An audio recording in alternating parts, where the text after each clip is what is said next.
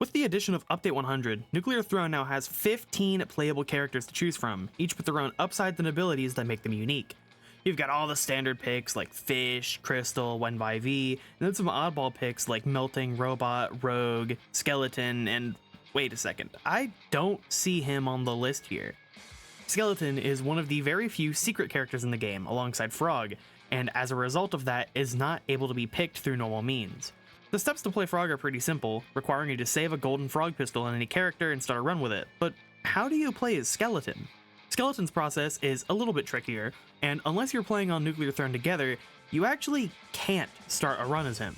To play as Skeleton, you have to start as Melting and run through to the labs where Necromancers can spawn. From here, you need to do the only reasonable thing after playing a mostly full-length Melting run, and kill yourself. In a Necromancer circle, that is. If you time it right, and the timing is pretty slim, you'll be transformed into Skeleton at 1 HP. Now, why would anyone want to play Skeleton? He has only negative passives and the second lowest health pool in the game, so what's the appeal? Well, aside from his admittedly incredibly strong active ability, which we'll talk about later, he also has one of the rarest achievements in the game tied to him, Unstoppable. Obtained by reaching level Ultra as Skeleton, Unstoppable was once one of the rarest achievements in the game, only being beaten out by Ultra Mutant for unlocking literally everything else. So what makes Unstoppable so difficult to get in the first place? Aside from the pretty strange way of getting into a Skeleton run in the first place, Skeleton is one of the hardest characters to play effectively. He is the only character in the roster that moves slow by default. He also has poor accuracy like steroids and only 4 HP compared to the standard 8. He makes up for this, however, with the strength of his active ability, Blood Gamble. Blood Gamble lets you risk 1 HP in exchange for firing your held weapon for completely free, with the chance of taking damage scaling with the ammo cost of your weapon. This can be insanely strong, but managing your health and the risk of using Blood Gamble can be a point of difficulty for a lot of people, and may be pretty discouraging if you don't have good healing mutations. Skeleton's Throne Butt gives you a 1 in 3 saving roll that can stop a roll that would normally deal damage, but even then it can still be pretty risky. Another issue for Skeleton runs is that upon transforming, your level is completely reset and you lose all mutations gained until that point. Assuming you pull through the labs, you're most likely going to be at low health with at best 1 mutation going into the palace, and along with all of the other downsides to Skeleton, things can get really rough really fast. Going into the loop can be pretty scary too, since your low speed can make it pretty easy to get overwhelmed. Pull through everything though, and you can earn yourself one of the rarest achievements in the game. Now, I don't know about you, but that doesn't really sound interesting enough for me. I didn't just want to do it, I wanted to see how fast I could do it. Unrelated little tidbit, did you know that in hard mode, you can find necromancers in the frozen city? I think you can see where I'm going here. So here's the first method. We play hard mode Melting through 5-1, and then transform into Skeleton at the first chance we get. From here, we can do a little bit of cheese in the Crown Vault to hit level Ultra before hitting 5-3. Basically, there's a little oversight with Crown of Hatred, where it will continue to give you extra rads when you open the Proto Chest. So, if we take Hatred in the Scrapyard and bring it to the Vault in the city, we can farm the orbs that the Crown Guardian shoots at us to get infinite health, and as such, infinite rads, letting us theoretically hit level Ultra in just one stage from level 1.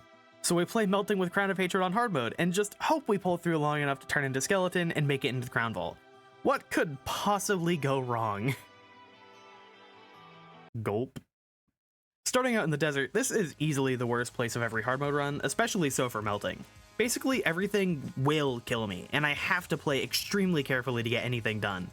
Luckily for me though, I have a pretty good starting weapon to try and make things smoother. Of course, I'm talking about a golden nuke launcher, and if you want to see how I found this, check out my last video. The nuke launcher makes hard mode quite a bit more manageable, and it would be even better if I was running Crown of Death. Personally though, I'm not too excited to load into the desert with 1 HP again, so I'm going to be running Crown of Risk instead for extra ammo drops. That 1 HP won't save me from much, but at least it keeps me from getting sniped by flies or telefragged by giant maggots.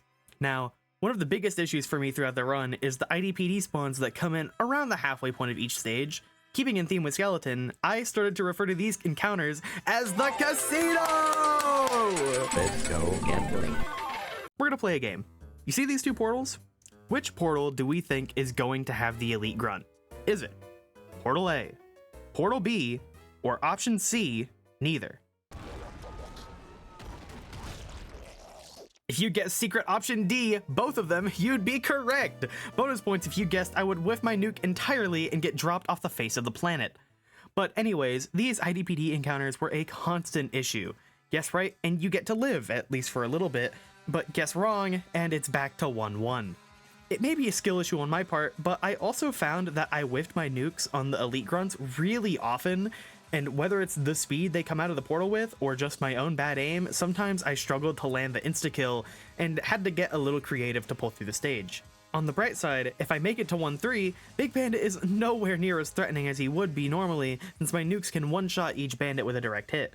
As long as I've got a little bit of room to move, I can clear both of them in pretty good time and focus my attention on the rest of the stage. The sewers are a bit of a mixed bag here.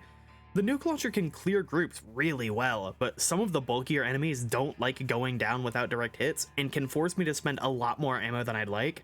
Mom can also be an issue if I don't find her quickly, since it's pretty hard to land hits when I can't get close enough through the gas. And the ball guys can also be a pretty big issue, since they tend to body block a lot of my nukes, but as long as I can keep them back, they don't pose too much of a threat. Moving forward, the scrapyard is a bit of an issue this time for one big reason. I cannot take boiling veins. The more consistent way to transform into skeleton is to manipulate freak AI into killing you as you step into a res circle, but it's a little bit harder to do in the frozen city due to the more open terrain, and because of this, I tended to rely more on taking self-damage through my nuke launcher, meaning I couldn't actually take boiling veins at any point in the run. This, of course, led me to countless resets due to my own stupidity, but anything for the challenge, right? Anyway, the main issues here are the salamanders and the snipers, since I can't take their fire and explosions safely. In this area especially, I had to play cover a lot to be able to do really much of anything. Big Dog, like most of the other bosses, still isn't really an issue here, since I can kill him faster than he can really do anything, bringing me into the Crystal Caves. Hypercrystal isn't a big deal this time around, since the nuke launcher can clear out most of its minions as they spawn, but the real problem here is actually the spiders. Unless I have a solid melee like a sledgehammer, I can't really kill them safely since they usually push me a bit too fast and end up killing me with my own nukes. Even with the spiders though, the Crystal Caves aren't too big of a deal here. The real threat comes from what's next. The Frozen City is horrible here, full stop. I have to play incredibly carefully here for several reasons. First off, almost every enemy can kill me basically in one shot.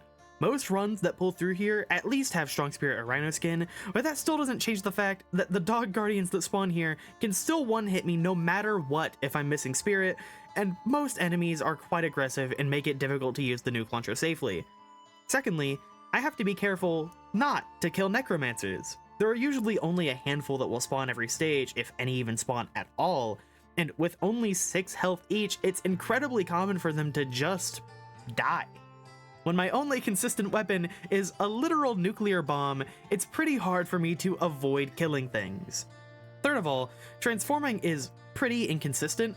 There were a few too many runs where I had a really good setup, but I just took too long and... yeah... All of that doesn't actually compare to getting into the vault though. You have to be really careful when opening the vault since any direct hit from the nuke launcher will fully destroy the proto statue. Get it charging though, and it's just a matter of time before... oh, well, that's okay, we'll just... okay, well, that sucks, but we can just... I'm going to be honest with you. I did not reach level Ultra with Skeleton on hard mode. As enticing as it was to hit Ultra pre-loop, and to do one of the hardest things in as few stages as possible, it wasn't fun. I had over doubled my runs with Melting from when I had played him for the Golden Nuke Launcher, and I don't think I enjoyed my time with him any more now than I did then, which is to say, not at all. I did a lot to try and make things easier for myself. I pro'd on a nuke launcher on the Melting, I played Risk for more ammo and health, I even started doing fish runs on the side, so I could proto-chest a guitar and have a passable melee to make it through the city, and yet I never actually entered the 5-2 vault on hard mode. Is this a skill issue? Yes, 100%, and I think I accepted that a long time before now. It also doesn't help that I went into custom mode to practice, and once I made it into the vault there, I spent damn near 20 minutes farming orbs, only to accidentally kill the Guardian with the guitar and not even hit level 8. Even if this method would take the least stages to complete, it was far from actually being fast, and it wasn't actually fun. I needed a change of pace. I was feeling burnout at this point after having played nothing but melting for another week after the last hard mode video, but that's when I thought back to those fish runs that I mentioned. Since I didn't really want to play a full-length run every time I needed a guitar, which was pretty often, I took to taking the Oasis skip. Basically, by opening the chests in the rad can in the desert before killing too many enemies, you can spawn Big Bandit early and go to the Oasis if you kill him within 15 seconds.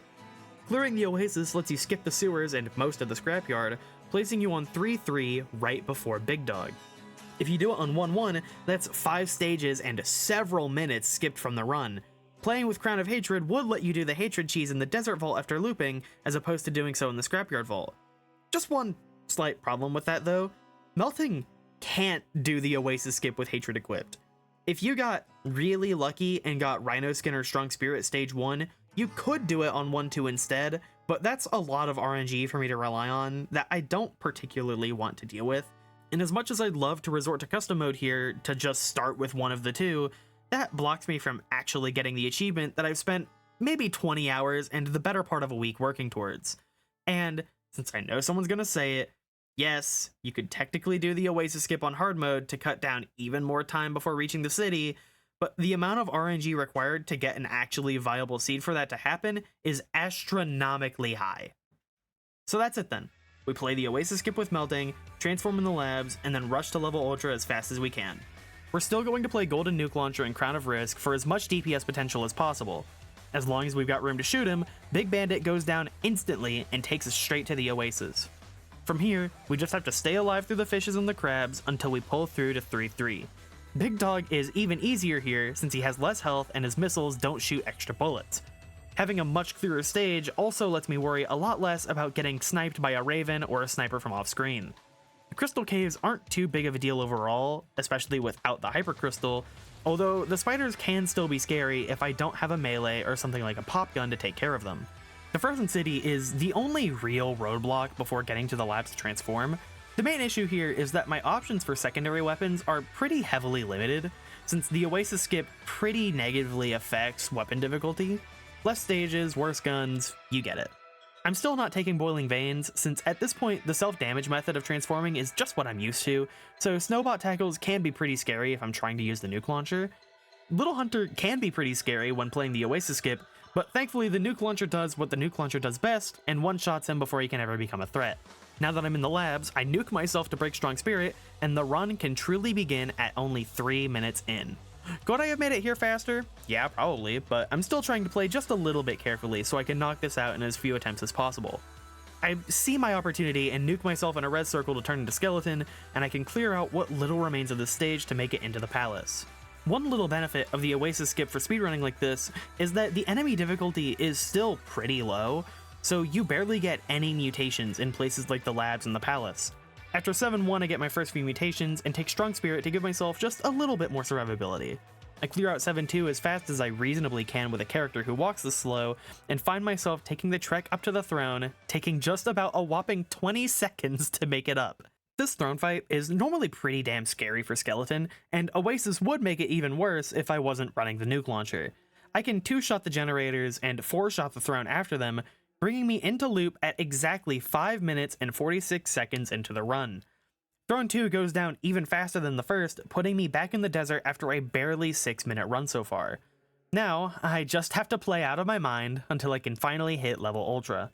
Actually having some health and a couple of mutations to keep me alive through the desert makes the start of the loop pretty easy, especially compared to the melting runs from the past. I don't know, 1,000 attempts I've made?